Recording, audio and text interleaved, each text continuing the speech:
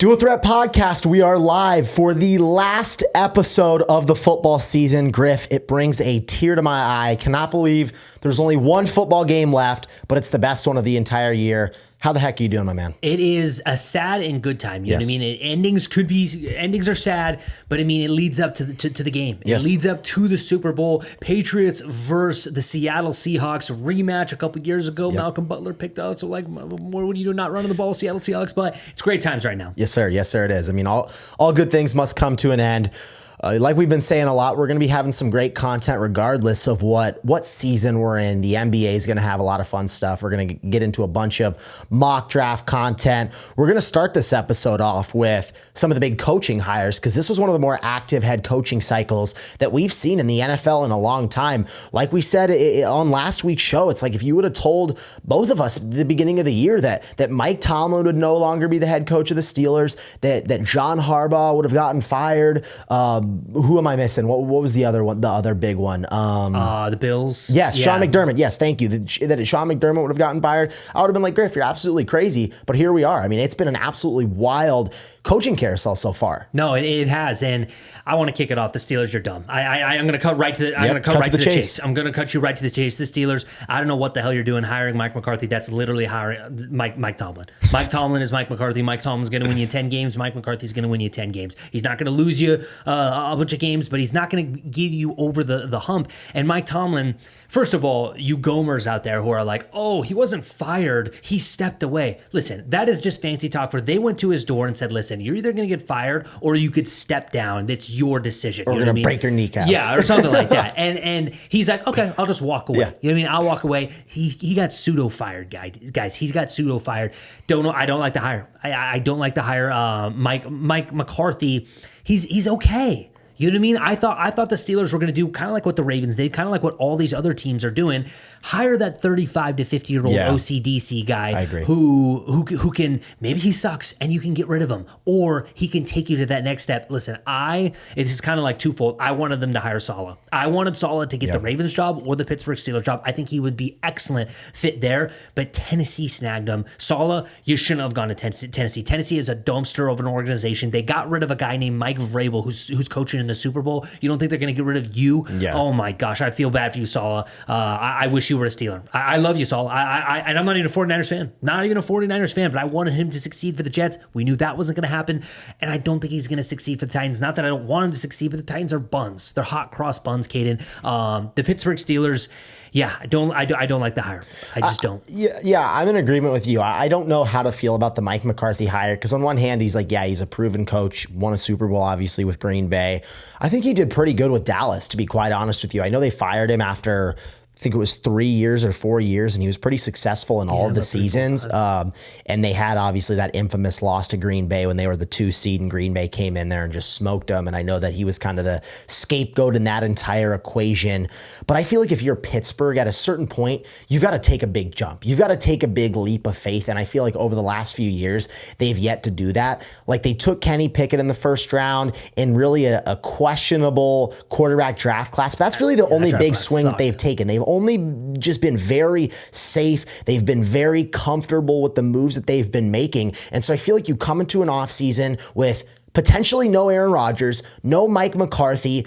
It's the wild, wild west right now for the Pittsburgh Steelers. So I feel like, to your point, with where the NFL is going, you've got to try and get a home run young coach. You've got this excellent passing coordinator for the Los Angeles Rams. You've got obviously a guy like Robert Saleh. We're seeing what Mike Macdonald, is doing for Seattle. There's so many brilliant young coaches out there. Liam Cohen, young, great coach. Like there are a lot of young whippersnappers out there that I think can turn around programs and can turn around organizations. I just think you've got to take that leap of faith. And I feel like bringing in Mike McCarthy, yes, he's been there, done that, but it just feels like a very safe hire. It feels like a very vanilla hire, and I don't know how to feel about it. Big Mike is a good coach. He's proven it.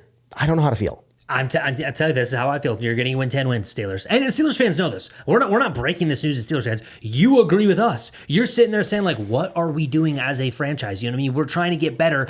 And with going out there and getting that young OCDC, even if he sucks, okay, let's roll with another one. You know what I mean? Even if he sucks. But now, with Mike McCarthy, you're going to have him for 3 seasons, and you're going to win 10 games every season, and you're going to lose in the first round of the playoffs if you get there. Because people are going to be mad too. Like, I think we can probably presume that Aaron Rodgers isn't going to come back next year. I don't think he wants to go down with that ship if he wants to play another season of football, which is a big if. As of right now, they're looking down the barrel of the former 6th round draft pick and Will Howard to be their starting quarterback. Unless they draft somebody, this is not the best draft class ever outside of Fernando Mendoza. There's not much depth in this draft class. So you're already kind of going into year 1 with lower expectations in terms of the quarterback position. That's not a shot at Will Howard. I'm just saying overall, if you're a 6th round pick, what do you really expect going into a season with a lot of turnaround, with a lot of newness? So I'm curious to see what Pittsburgh can do. I'm not in love with the hire. I really did like the Tennessee hire. I know that to your point, it's kind of like a wishy-washy job. I believe in Cam Ward. I think Cam Ward is an absolute stud, and I feel like Robert Saleh understands that he's got a quarterback there, and I think there was a mutual agreement that, hey, this is not just going to be a 2 to 3 year turnaround. Like, you've got to give it a little bit of time so we can build around him. And I think Robert Saleh, with what he did for the 49ers this year in his second stint, man, it was so impressive with how many injuries they had. I think it's only going to be a matter of time until Robert Saleh does turn that team around. I'd love to see them get a young whippersnapper offensive coordinator. I think that is extremely important, especially if you have a defensive-minded head coach. You absolutely need a brilliant play caller if you are a defensive-minded guy. So I'm very curious to see what Tennessee can do in terms of the offensive coordinator. Baltimore Ravens, they go get Chargers defensive coordinator Jesse Minter. What were your thoughts on that hire? It was just you know what I mean? It was kind of like, okay, I'll have to see what he does. You know what I mean? I'm not sitting here saying he's a home run hire because we really don't know a lot about him. You know, we just saw the Rams get torched. Their defense just got torched. But yeah, I don't really. They did what I thought they were going to do. They're going to go out there and get a young OCDC hire between 35 and 50. And now let's see who did they keep their OC, or are they getting rid of it? Monken, I can't remember where he went. He went somewhere else. He's not. I think he went with Harbaugh. He went with Harbaugh to New York. He went with Harbaugh to New York. Yeah. I'm in agreement with you. I don't know how to feel about this hire, not because I don't believe in Jesse Minter, because I do think he did a good job with the Chargers this year. The only thing that I'm like, he was the Chargers OC, right? Who? The coach. DC. Jesse Minter was the Chargers. He was the Chargers. I thought he was the Rams DC. No, you're okay. Yeah. That must have went over my head too. No, X that the Rams got smoked by the Seahawks defense. But yeah, go on. Yeah, so he was the Chargers defensive coordinator. He came with Harbaugh from Michigan. He was the defensive coordinator at Michigan when they won the national championship, came with Harbaugh to the pros, did a really good job in his first 2 seasons as a defensive coordinator. But I think where I'm like a little hesitant is not because of Jesse Minter himself. It's because of the fact that you've got an MVP quarterback back there and you've got immediate expectations to go win a Super Bowl. Like, this is not just a, hey, 2-year process. Let's figure it out. Like, no, you walk in the door day 1, you walked in the door yesterday, and you know what expectations you're looking at. Lamar is one of the most talented players in the league. You've got a very, very talented defense headlined by Kyle Hamilton, Roquan Smith. Like, you've got some dogs on the defensive side of the ball. And I think that was the big letdown this season for Baltimore. The defense was subpar with everything considered, with how much talent they had. Now, I understand there was a lot of injuries, but for the most part, it was pretty subpar. I think Jesse Minter is going to do an excellent job of turning that around. Again, very curious to see who he's going to bring in as the offensive coordinator. A job that I was not very excited about was the Miami Dolphins job. They get Jeff Hafley, the former Packers defensive coordinator, who I thought did an exceptional job with everything considered, with Micah Parsons going down. I really liked this Packers defense all year long. And I think right now Miami's in a really weird position too, where it's like, they're probably not going to be a contender for a year or two, and big question mark around Tua. Yeah, no, and like you said, the expectations is everything going into the season. Like Mike or the Steelers coach, they're not really expected to do a lot. You know, Mike McCarthy, they're not expected to do a lot. The Dolphins, they're not expected to do a lot. The Bills, whoever gets that job, you have to make the divisional round minimum. Yep. The Ravens, you have to make the divisional round minimum. Those two jobs, I mean, don't get me wrong, they're great jobs to have. You have great quarterbacks in Lamar Jackson and Josh Allen, and you're set up. But I mean, you're expected immediately. Now with this Dolphins hire, it's just I have to wait to see. You know what I mean? The Dolphins, they like to play things a little loosey-goosey with like, they're in Miami. You know what I mean? It's a fun time. We're going to be running West Coast offense, all that other kind of stuff. Devon Achane said they're having a lot of fun after games. They're having a lot of fun after games. They're partying in Miami. Is he going to bring a hard-nosed kind of rough, tough aspect to that team? I have no idea. We just have to wait and see. But like I said, he's in a tough spot too, because I mean, you're going to roll with Tua next year. The Miami Dolphins. So? I think they're going to roll with Tua. Really? Should they? No. But will they? Yes. He's oh my gosh, that contract that he signed. Shout out his agent. Shout out his agent, because he fleeced the Dolphins. He absolutely fleeced the Dolphins. They're going to roll with him next year. I don't think they make the playoffs. I think he's going to be donezo after that year. But yeah, it's had to be, we'll have to see it to believe it. Because I think Tyreek Hill's gone as well. I would love to see him, side note, I'd love to see him be reunited with Kansas City. That would be really fun to see. Or if he sneaks over to Buffalo.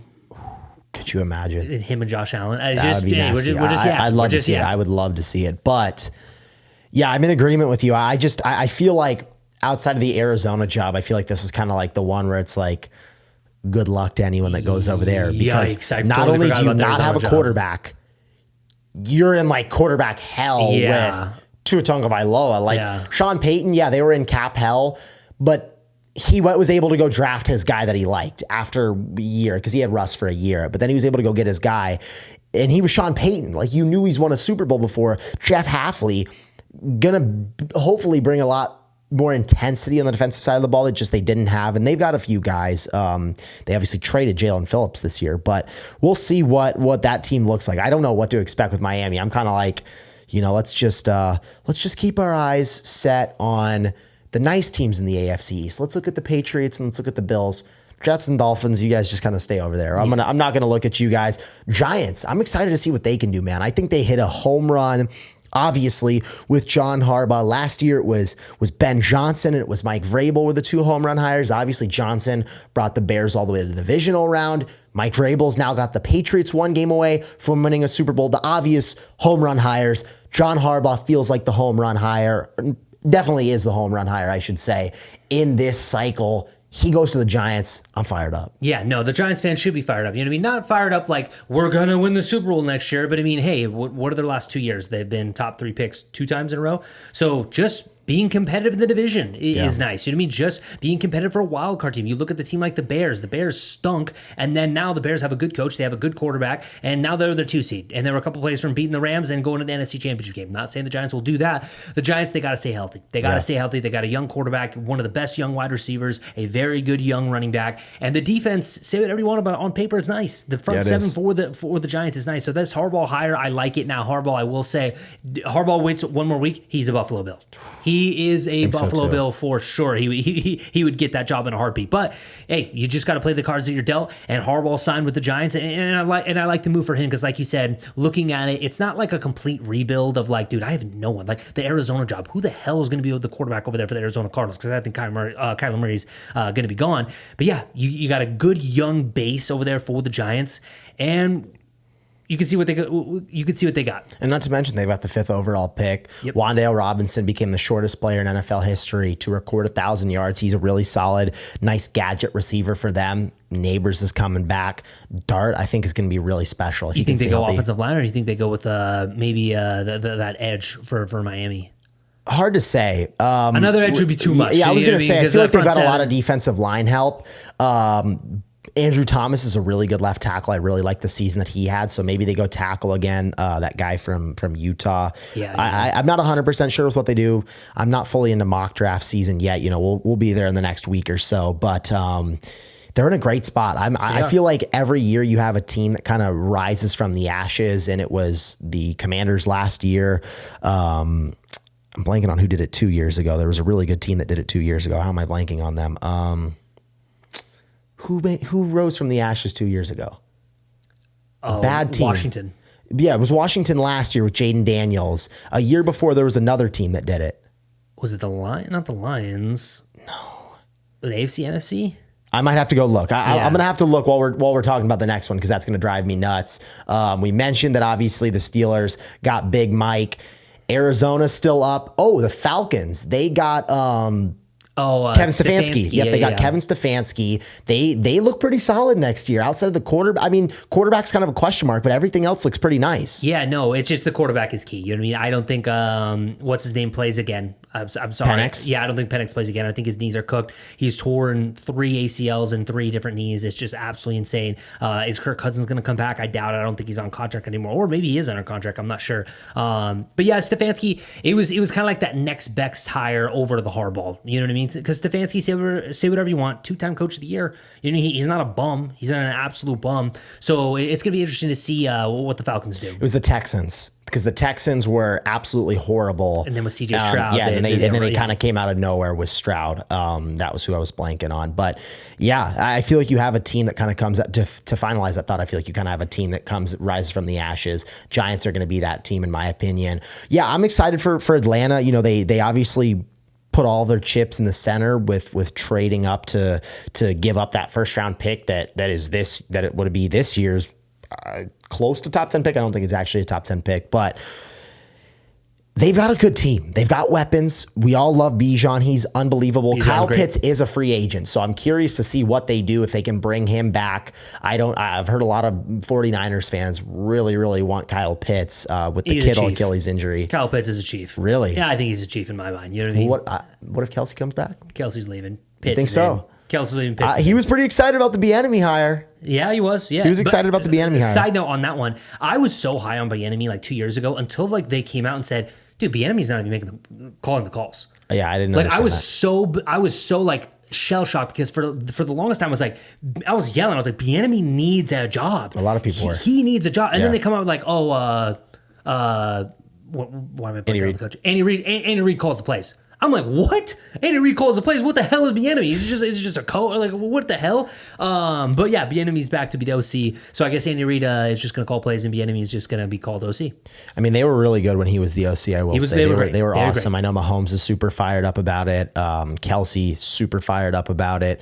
Maybe he comes back. Maybe they bring the gang all back together and they bring back Tyreek Hill. Make it a fun little reunion. It's that time. It is. Super Bowl time. It is. Let's not make them wait any longer. Seahawks, Patriots, Seattle 4.5-point favorite in Santa Clara. I will be there for that entire week, so make sure you guys stay tuned with everything that I'll be bringing for it. But Griff, it's that time that we make our official prediction. This will be released during the week, during next week. So, we're pre-recording this. Spoiler alert. Who wins it all? I'm rolling with the Seahawks. You know what I mean? I'm going to be that guy. They're 4.5-point favorites. I just don't think. Now, that's not saying the Patriots can't win this game. I'm not saying that the Seahawks get the boats out and race them. I think they win by 10 points. I think they win by 10 points. I just think they don't make the mistakes that the Chargers, Texans, and Broncos do. Yep. You know what I mean? And if Sam Darnold sees ghosts, I mean, who did he see ghosts about 6 years ago? It was the New England Patriots. It's funny how these things work. If he sees ghosts, they're cooked. I really do think. If Sam Darnold protects the ball, I don't see how they lose.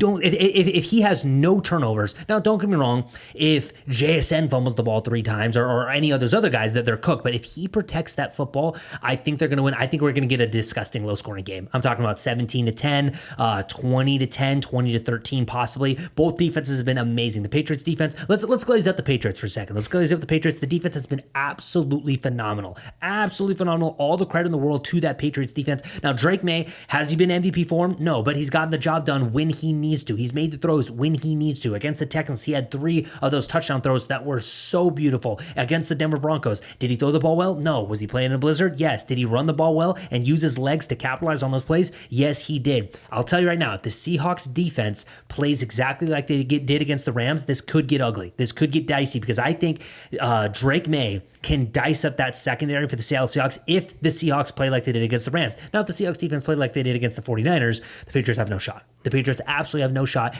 But yeah, I'm just rolling with the Seahawks. They're 4.5-point favorites right now. Don't know if that's going to move up or down. I don't know if that's going to go up to 5.5. I feel like it opened at 3.5 and it's up a point. It's up a point. It might sit there then. It might sit there then. We're going to see a lot more movement late, like when the game arrives. You know what I mean? Not a lot of people are putting in a whole lot of money before. But yeah, the Seattle Seahawks versus New England Patriots. I think it's going to be a good, solid game. A lot of people are writing off the New England Patriots. I'm not.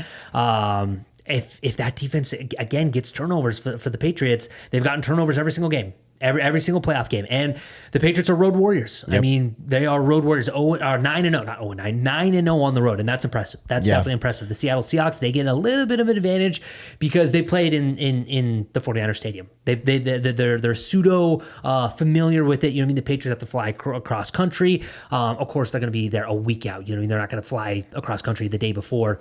Drake May versus. I'm going to go with the Seattle Seahawks winning this game 24-14. 24-14. They cover that spread. It's going to be a good game. Yeah, Seattle Seahawks to me, Super Bowl champions. But I will say, Patriots sneak this win. Oh my goodness. Drake May, he just absolutely skyrockets. Caden, I know you don't want to be a prisoner of the moment, but I'm going to put you on the spot right here. Drake May wins the Super Bowl, throws 3 touchdowns, 300 yards. What is he a top 5? Like if you would rank him, you know what I mean? I know it's tough. I'm putting you on the spot, but like, what is he to you? Super Bowl champion, Super Bowl, and you know what I mean? Like all these things are running through your head. He's top 3. It has to be. He has to be. And I love Joe Burrow. I love Lamar Jackson. I don't know if I could put him over Josh, but that's a tough one. But then you say he's a Super Bowl champion. I know, but you could say the same thing for Hurts, but he is going to be a league MVP. I put him at 3. I think you can put him at 3. It's so tough. Mahomes is your undisputed number 1. Sure. And that's a great question. Mahomes number 1. I'd say Josh 2. Okay. I'd say Drake May at 3, but I honestly have no problem if you put Drake at 2, which is insane. But I don't know. He would have to have a really good game. Like he can't have like 200 yards, two touchdowns, 2 picks and win the game and like because of the last 3 games, they haven't been like anything like amazing. But if he goes up there and dices up that Seattle defense, that's a crazy question. That's crazy to think about. And then I know the Seahawks fans are going to be like, well, what if Sam Darnold wins? But he also has to win the MVP, though. He can't just win the regular season MVP. Like, I don't want to just see him win the Super Bowl and the Super Bowl MVP. I think the league MVP also holds some weight, too. But I mean, I feel like right now, like, if he's neck and neck with Matthew Stafford, you know what I mean? Like Jalen Hurts last year when he won, he wasn't going to win MVP. Jalen Hurts wasn't going to win MVP. And that's why I don't think people can say, and people also know how good that team around him was. And I will say, on the contrary, the team is not as good around Drake May, I will say. Now, the defense has been stepping it up, but you had a Saquon that rushed for 2,000 yards, 2 all-pro receivers, the best offensive line. I mean, you had everything. I feel like in the case of Drake May, a lot of this season, you know, he's been unbelievable, leads the NFL obviously in completion percentage. I mean, he's been so good, but I think in order to say he's top 3, he's got to put together everything. It's got to be the regular season MVP. It's got to be the Super Bowl. It's got to be the Super Bowl MVP. I need all 3 in order to consider him top 3. I can't just say, hey, if he wins the Super Bowl and wins the Super Bowl MVP, I don't think I can leapfrog him to 3, because if we're going to stay consistent with that logic, we've got to do the same thing with Jalen Hurts. In my opinion, I think we've got to put Hurts up in that top 5 or 6. And I think everybody looking back a year after is like Jalen Hurts is not even top 10. I think a lot of people say that. Now, I don't know where I sit on that. I'm going to have to reevaluate. I'm going to have to look back on the chess. I'm going to have to look back at the chessboard and see what moves I can make with that. But I'm in agreement. I think Seattle wins. I think they win big. I'm looking at a point spread of 46.5. I think they win 31-14. I think it's a drumming. I think the Seattle team, they're so complete. It's not just, hey, Sam Darnold can now unlock 350 yards, 3 touchdowns and be really, really good. Kenneth Walker can give you 3 touchdowns. JSN can get open every single play and have 200 receiving yards. Rashid Shaheed can flip the tide of a game, whether it's a 50-yard bomb down the field, whether it's a punt return, whether it's a kick return. Jason Myers can hit a 60-yarder wherever he is on the field. And defensively, they can sack the quarterback at a high level. This is Legion of Boom-esque secondary play. Like, they are so complete. They can get it done in a multitude of ways. And that's the scariest thing about this Seattle team. I think they're firing on all cylinders right now. This is the time where you need to be playing your best football. I think right now Seattle is playing their best football to infinity and beyond. I don't know if I can say the same right now for Drake May in terms of how he played in the regular season. Now, obviously, the competition's been a lot more stiff. Things change in the playoffs. But I think right now, Sam Darnold just played his best game as a pro in the biggest game of his entire career. They are peaking at the perfect time. I have seen no flaws in this team. I don't know one thing that they do poorly. I mean, can you tell me one thing that they do at a bad level? No. I can't tell you. I can't tell you one thing that they do at a bad level. And I feel like right now they are so good. I know I'm getting a little above and beyond saying 31-14. I think they easily win by over a touchdown. I think they should have no problem covering this 4.5 spread. I've been against the Pats all year long, so you know what? I'm opening up a can of worms. If they lose this game, the Patriots fans are forever going to hate me. They're going to banish me. And, I don't blame you guys. I do not blame you. I've got Seattle, Griff.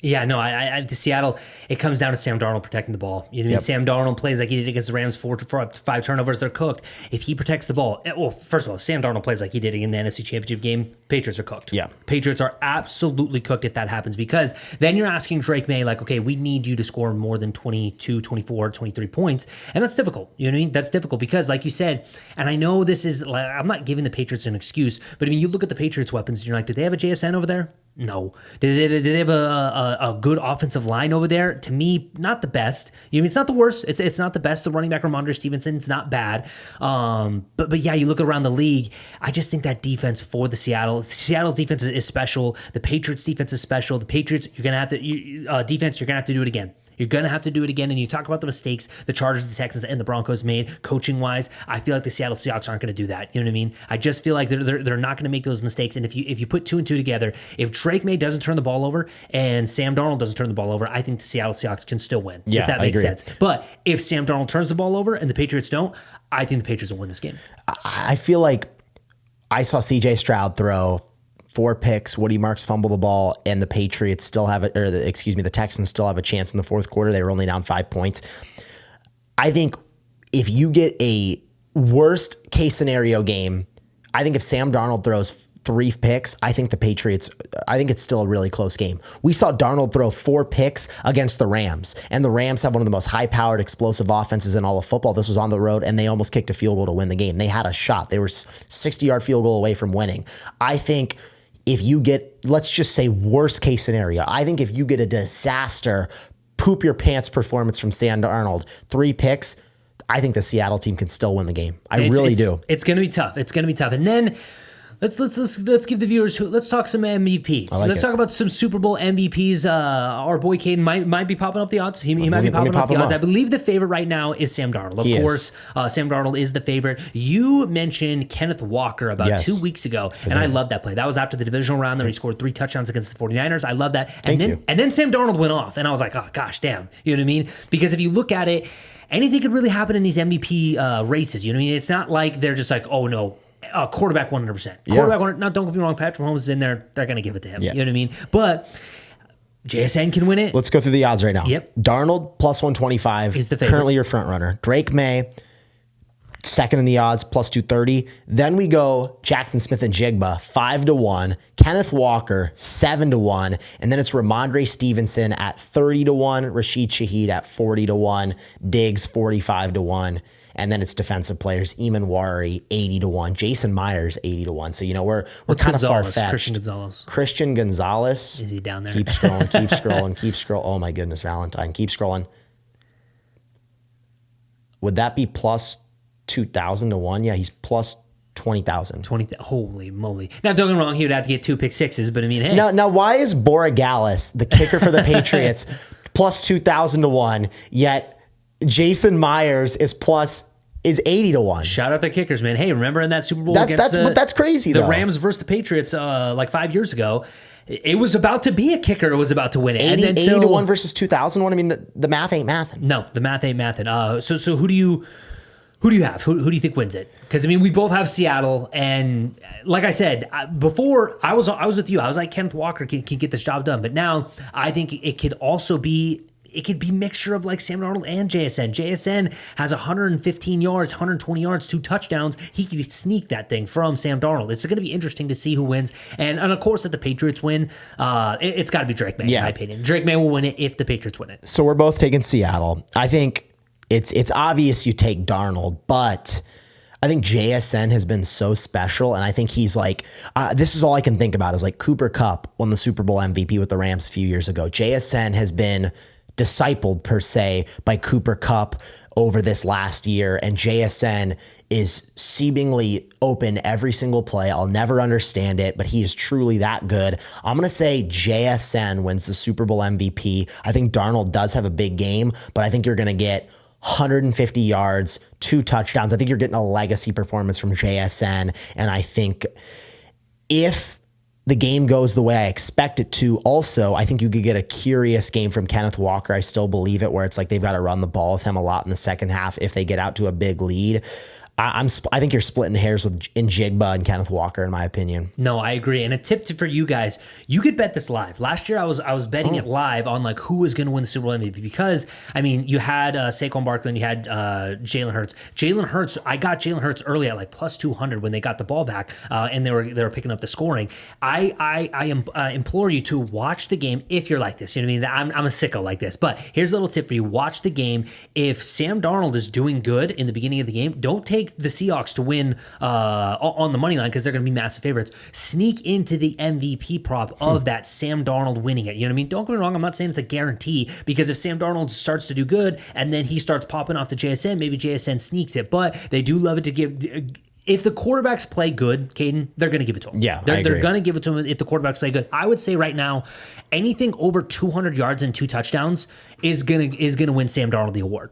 Anything over 200 yards and 2 touchdowns. Now, don't get me wrong, 200 yards, 2 touchdowns, and JSN has 180 yards and 2 touchdowns. Maybe they gave it to JSN, you know what I mean? But I feel like the New England Patriots, they're going to put Christian Gonzalez on JSN. They're going to put their best on their best, and we'll see who stands up on the top. Sneaky Shaheed, I right like there. That. Because, I was going to say they used him in the deep ball to start off the game for the Rams. Yep. And if he returns one of those punts or kicks, that ignites a team right there, and they can get because a sneaky like Juwan Jennings, if the Niners would have won the Super Bowl, Juwan Jennings would have won the Super Bowl MVP, and nobody would have predicted that Juwan would have been the guy. Because he threw one and he caught one. I'm looking right now at all the previous Super Bowl MVPs over the last 7 years.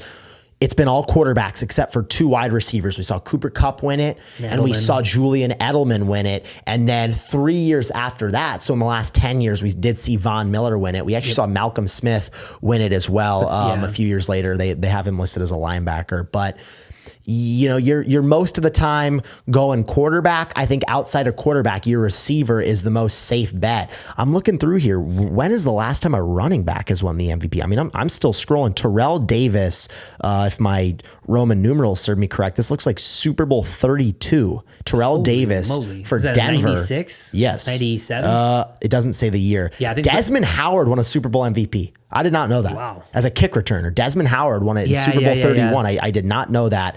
And so you had Terrell Davis was 32. Emmitt Smith would be would be a few years before that. Otis Anderson won a Super Bowl MVP, but like you said, Walker. Not many. If Walker has that same stat line he did against the division, seen a lot. We haven't seen one in a while. No, if Walker has that same stat line in the divisional game, I mean that's sneaky as well. 3 touchdowns, and now don't get me wrong, 3 touchdowns is amazing, but I mean it's going to be interesting. It's going to be interesting. Yeah, I can't wait. I'm hoping this is going to be a great Super Bowl. The Super Bowls. You know, the Super Bowl last year, it wasn't good. Let's call a spade a spade. The Super Bowl last year was not good. So I'm really hoping that we can get a better one this year. I had really high hopes last year.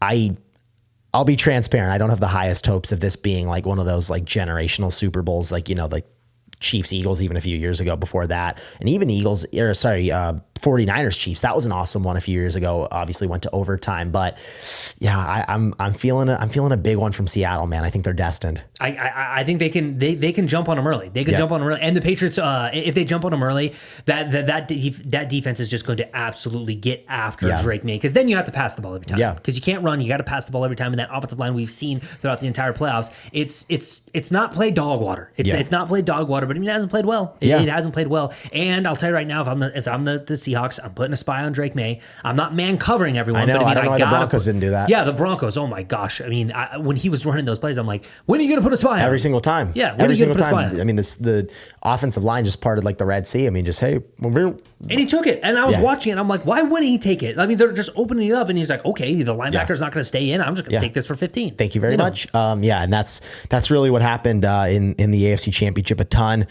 Griff, it's been an absolute pleasure firing up this podcast in the middle of the football season.